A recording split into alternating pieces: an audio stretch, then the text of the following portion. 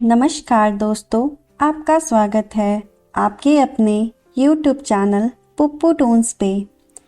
आज की कहानी एक माँ की है, तो चलिए शुरू करते हैं।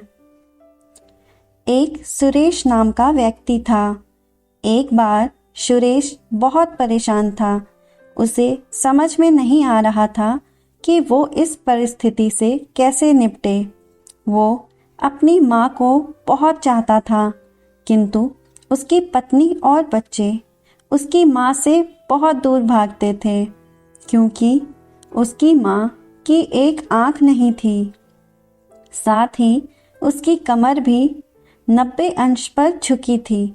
वैसे वह अपना काम सब खुद कर लेती है, किंतु फिर भी वो उसकी पत्नी और बच्चों के लिए हमेशा खटकती है। दादी, आप ऊपर के कमरे में जाओ, मेरे दोस्त आ रहे हैं, सुरेश के बेटे अखिल ने बड़े बेरुखी से कहा।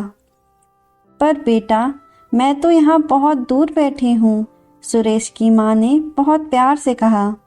नहीं, आप उनके सामने मत रहो, वो मुझे चिढ़ाते हैं, अखिल ने जोर से डांटते हुए कहा।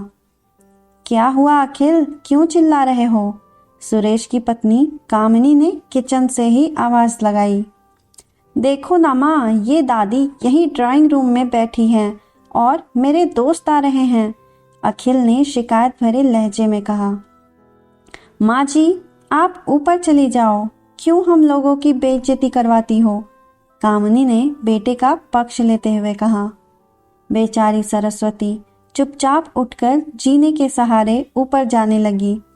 कमर झुकी होने के कारण उन्हें ऊपर चढ़ने में बहुत परेशानी हो रही थी, किंतु वो पूरी ताकत से ऊपर के एक अकेले कोने वाले कमरे में जाकर बैठ गई। सुरेश बाजू के कमरे से सब सुन रहा था। उसे कष्ट हो रहा था कि उसकी माँ को अपमानित होना पड़ रहा है, किंतु वो असहाय था। अगर वो कुछ कहता है तो पत्नी और बच्चे उसका विरोध करने लगते हैं। दूसरे उनके तर्क भी सही लगते हैं, क्योंकि वो एक प्रशासनिक अधिकारी था। उसका सामाजिक स्तर बहुत ऊंचा था। उसका ससुराल भी एक उच्च घराने में था। अतः वह चुपचाप इस तरह हर दिन अपनी माँ को अपमानित होते देखता रहता था। रात को सुरेश की पत्नी ने कहा, देखो जी, अब कुछ करो। कल कलेक्टर साहब की पत्नी आई थी। माँ जी अपनी देसी धुन धारा में उनसे मिली। मुझे बहुत शर्म आ रही थी बताते हुए कि ये मेरी सास है। मैंने कह दिया कि दूर की रिश्तेदार हैं, इलाज कराने आई हैं। सुरेश को रोना आ गया, किंतु फिर भी वह चुप रहा। उसे समझ में नहीं आ रहा था कि वो क्या करे। अपने बेटी की मनस्थिति को सरस्वती अच्छी तरह से जानती थी और बेटे को कोई कष्ट ना हो, इसलिए वो हर बात को चुपचाप सह लेती थी। सुरेश बहुत उदास रहने लगा। एक तरफ परिवार और सामाजिक स्तर पर जीने की प्रतिबद्धता थी, तो दूसरी ओर माँ। आखिर माँ से अपने बेटे की यह हालत नहीं देखी गई।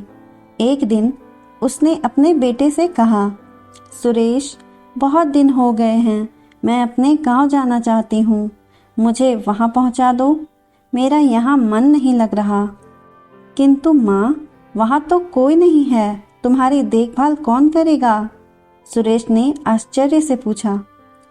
कामिनी ने कहा, अरे सब गांव वाले तो हैं, और वो तुम्हारे मामा जी तो उसी गांव में रहते हैं, और फिर हम सारी व्यवस्थाएं कर आएंगे ना। कामिनी को तो जैसे मन की मुराद मिल गई हो। हाँ बेटा, बहू सही कह रही है, सरस्वती ने लंबी सांस लेते हुए कहा। सुरेश जानता था कि गांव में माँ की देखभाल करने वाला कोई नहीं है, लेकिन अपनी पत्नी की जिद के कारण वह अपनी माँ को गांव छोड़ने पर विवश हो गया। माँ को गांव छोड़कर आते वक्त उसे रोना आ रहा था तथा अपनी बेबसी पर गुस्सा भी आ रहा था, किंतु परिवार, पत्नी और समाज ने उसके इन मनोभावों को दबा दिया और वो सुकून सा महसूस करने लगा। कुछ दिनों के बाद उसके चाचा जो अमेरिका में रहते थे आने वाले थे। जब सुरेश बहुत छोटा था, उसके पिता जीवित थे, तब वो भारत आए थे और उसके बाद वो अब भारत आने वाले थे। पूरा परिवार और आस पड़ोस बहुत उत्साहित था। अमेरिका से सुरेश के डॉक्टर चाचा आ रहे थे। डॉक्टर रमेश ने जैसे ही घर में कदम रखा, सबने मिलकर बहुत उत्साह से उनका स्वागत किया। क्यों सुरेश, भाभी नहीं दिख रही, कहाँ है? डॉक्टर रमेश ने उत्सुकतापूर्वक पूछा। जी वो गांव में रहती हैं, यहाँ उनका मन नहीं लगा, कामनी ने सपाट लहजे में उत्तर दिया। डॉक्टर रमेश ने सुरेश की ओर देखा तो सुरेश ने अपनी आंखें झुका ली। डॉक्टर रमेश सब समझ गए। बोले, कल हम भाभी से मिलने गांव चलेंगे सब लोग। दूसरे दिन सभी लोग गांव के घर में पहुंचे। देखा कि सरस्वती को बहुत तेज बुखार है और वो पलंग पर असहाय पड़ी है। डॉक्टर रमेश दौड़कर सरस्वती के पास गए, उनके पैर छूकर रोने लगे। सरस्वती की ये हालत उनकी कल्पना से परे थी। वाह बेटा सुरेश, तूने तो नाम उजागर कर दिया। अपनी माँ की ये हालत देखकर तुझे तो शर्म भी नहीं आ रही होगी। डॉक्टर रमेश ने सुरेश को लगभग डांटते हुए कहा। नहीं देवर जी, सुरेश का कोई दोष नहीं है, मैं खुद गांव आई थी। सरस्वती ने अपने बेटे का बचाव किया। मुझे सब पता चल गया भाभी, आप चुप रहो। क्यों बहू, तुम्हें अपनी सास की कुरूपता पसंद नहीं है? समाज में तुझे नीचा देखना पड़ता है ना? डॉक्टर रमेश ने कामनी की ओर व्यंग से देखा। कामनी निरुत्तर होकर सुरेश को देखने लगी। आज तुम जिस सामाजिक स्तर पर हो वो इन्हीं के संघर्षों की देन है। और बेटा सुरेश, तुम्हें शायद मालूम ना हो कि बचपन में जब तुम 1 साल के थे, तब छत से नीचे गिरने के कारण तुम्हारी एक आंख फूट गई थी और तुम्हारी रीढ़ की हड्डी में भी समस्या थी। तब तुम्हारी इस कुरूप माँ ने अपनी एक आंख और अपना बोन मैरो तुम्हें देकर इतना सुंदर स्वरूप दिया था। कामनी बेटा, इतने सालों तक संघर्ष करके बेटे को प्रशासनिक अधिकारी बनाने वाली इस संघर्षशील औरत की तुम लोगों ने यह दशा कर दी। तुम्हें ईश्वर कभी माफ नहीं करेगा। डॉक्टर रमेश की आंखों से अश्रु जलधारा बह रही थी। अब भाभी, आप मेरे साथ अमेरिका जाएंगी, यहाँ इन स्वार्थी लोगों के बीच नहीं रहेंगी। डॉक्टर रमेश ने सरस्वती से कहा।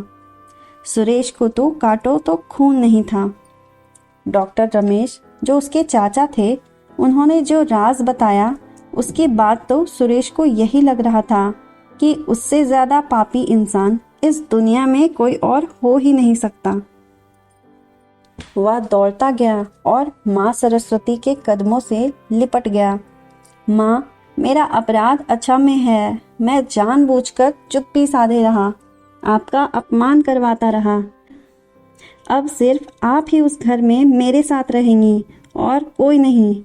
सुरेश ने अग्नेय दृष्टि से अपनी पत्नी और बच्चों को देखा।